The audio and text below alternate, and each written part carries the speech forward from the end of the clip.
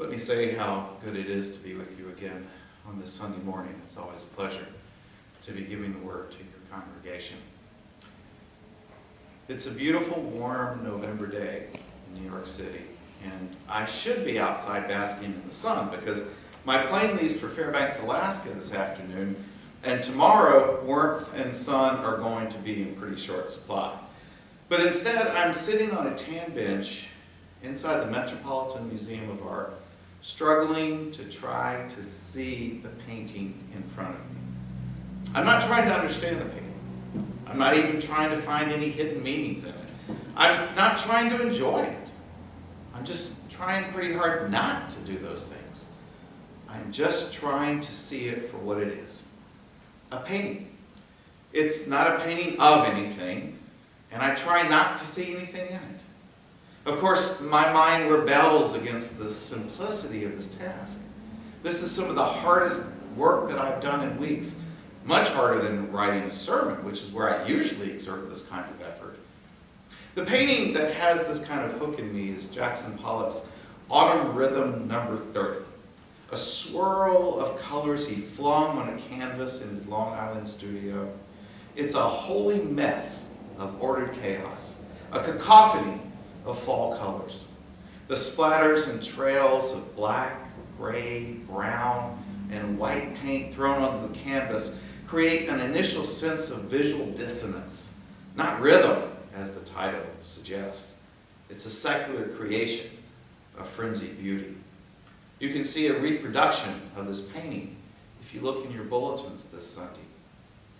I'm not well versed in modern art, but I know that if I'm going to see it, if I'm really going to see this painting, I have to enter into the chaos of this creation and resist the temptation that I have to provide order where there is no order.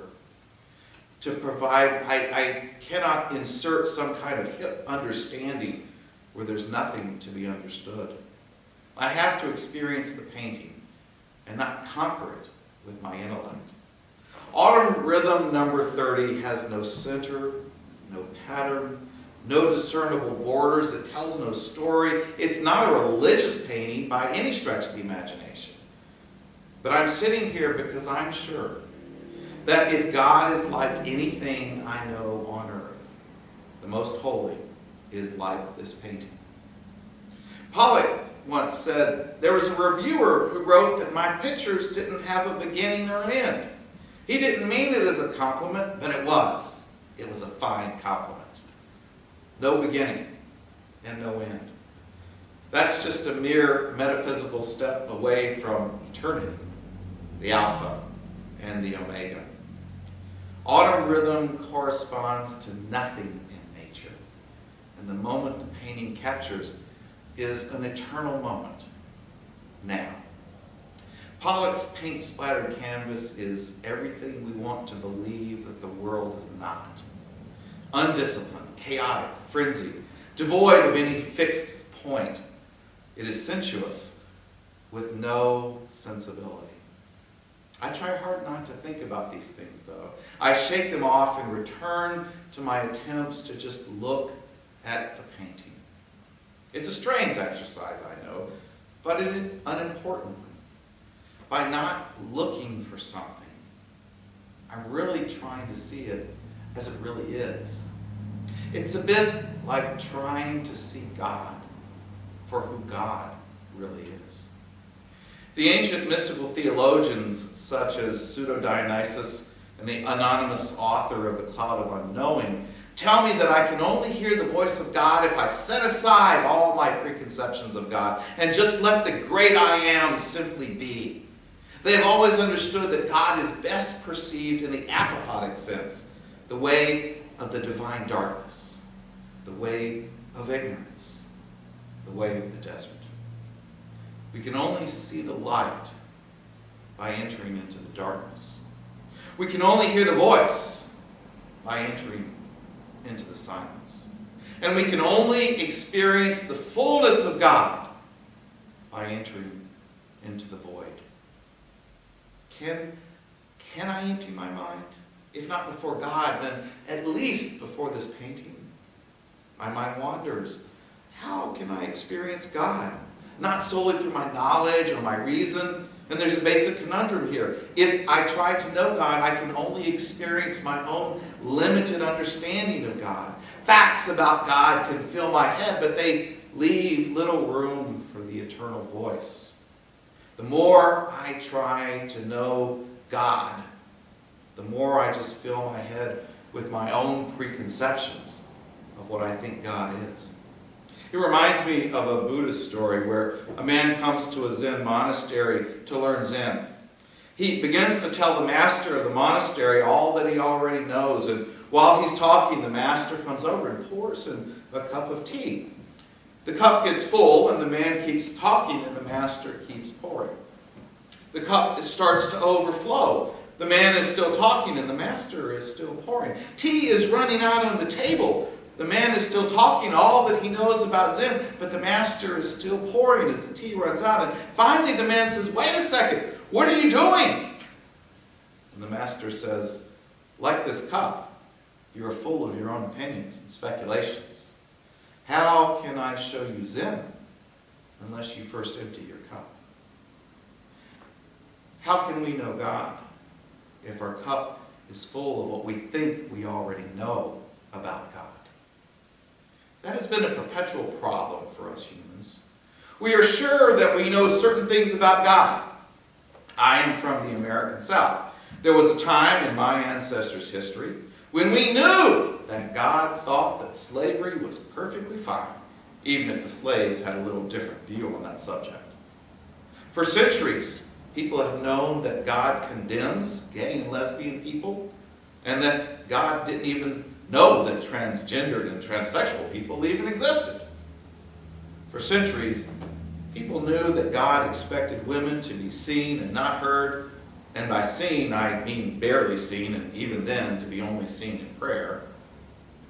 Over the span of Christian history, we have known that God has stood on the side of various kings, supported various sides in various wars, and hates the same infidels we hate, has a beard, sits on a throne, and walks in the garden with John Wayne, Jesus, and Elvis. Now I have to be a bit careful here because the God that I would like to describe is going to sound suspiciously like the God that I would create in my own head.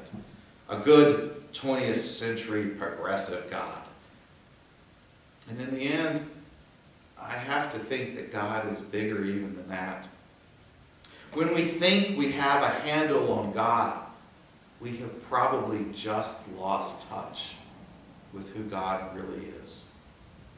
I find an unlikely ally in this with the Apostle Paul, who wrote to the Corinthian church, "Anyone who claims to know something does not yet have the necessary knowledge." He said this in the context of trying to resolve a church fight, where one party was trying to prove that they knew God better than the other, and that their side was right and the other side was wrong, and God was on their side and not on the other side. If you think you know too much, Paul says, you end up knowing nothing of importance. And he goes on, anyone who loves God is known by God. Maybe I cannot really know God, but I can love God. And maybe to love God, I have to let go of the God who I think I know and love the God who just is. Maybe I have to let God be God without me telling the Almighty exactly what He has to be. So, when I sat before Pollock's painting, I was trying to do that in kind of a small way. I was trying to just let the painting be a painting. By the time Pollock had painted this, he'd given up on any hope that art could be representative of anything in reality. Art, he said, was its own reality and spoke with its own voice. And rather than painting pictures of things, Pollock wanted the painting to be the thing in and of itself. The canvas does not mean anything, does not say anything, does not represent anything. I must take it on its own terms, or it offers nothing else. Autumn rhythm forces me to unlearn everything I know about painting. Like the creative voice of God roaring out of the chaos, Pollock's work refuses to be stuck in some quaint category. It refuses to symbolize something. It refuses to be something greater than it is. It just is. Maybe I think if I can unlearn God, I can find truth. Maybe by giving myself to the swirling chaos, I can find the ultimate order of God. Maybe if I approach the emptiness of silence, I can finally learn to speak of the fullness of God. At the end of his Tractatus Logio Philosophicus, Ludwig Wittgenstein writes, "What we cannot speak about, we must pass over in silence." Autumn Rhythm number 30 reduces me to silence. It stands totally out of context with the world I know. It makes no statements. It does not refer to anything in the world around it. It merely exists. This painting demands a new language, an unspoken language that consists only of the spaces between the words. If only I could experience God the way I'm starting to experience this painting. But even as I wish to experience God, I am making God subject to my own experiences. So I return to the painting and to the silence. If only I could capture the silence that this painting is beginning to birth in me. St. Francis once said, "Preach the gospel at all times. If necessary, use words." Pollock's work reminds me that I cannot capture the essence of God with my words. At best, I can point to the God of the still point, but I must always remember Vladimir Lossky's words, "If in seeing God one can know what one sees, then one has not seen God, but something intelligible, something which is inferior to God. It is by unknowing that one may know God, who is above every possible object of knowledge." Just as I must take Autumn Rhythm on its own terms and let the painting simply be paint on canvas, so must I approach God on God's own terms, letting God be simply who God is. My words cannot capture God, but they may be captured sometimes by the presence of God, and then, and only then, may they be useful. And the key to that, if Paul is right, is through love. When we are sure we know something, we get into trouble, because then we think we control it. We think we have some kind of bond over it. But the fact is, we don't. I cannot tell you how many couples I've seen where they come and sit in my office, and one party will say that they know what the other person is thinking, or they know what the other person means by what they're doing. And often as not, when that person says that, they're dead wrong about what they know. So I go to Autumn Rhythm, which doesn't know anything. It doesn't say anything. It just is. Maybe it will teach me something. This painting is not trying to sell me anything. It's not trying to convert me to anything. It's not trying to teach me anything, and it's certainly not preaching anything to me. It is in no way practical. It just is. It is not trying to point me to God, and for that very reason, I think it does. So I sit here on this tan bench on that in that morning in New York, staring. Other spectators file by, noting that this is a famous painting by a famous painter, and then they move on to the next famous painting. And I sit and stare and just try to see the painting in front of me. The school group gathers around me, and the girls giggle in clusters, and the boys try to look really cool while looking really bored. And still I stare, and I work hard at not trying to see anything in the painting, but just seeing it. I notice that some people are staring at me, but I still stare at the painting and try to see it with my soul. Try to let it enter into me. Try not to appreciate it, not to understand it. I try just to see it. I try to let it be itself.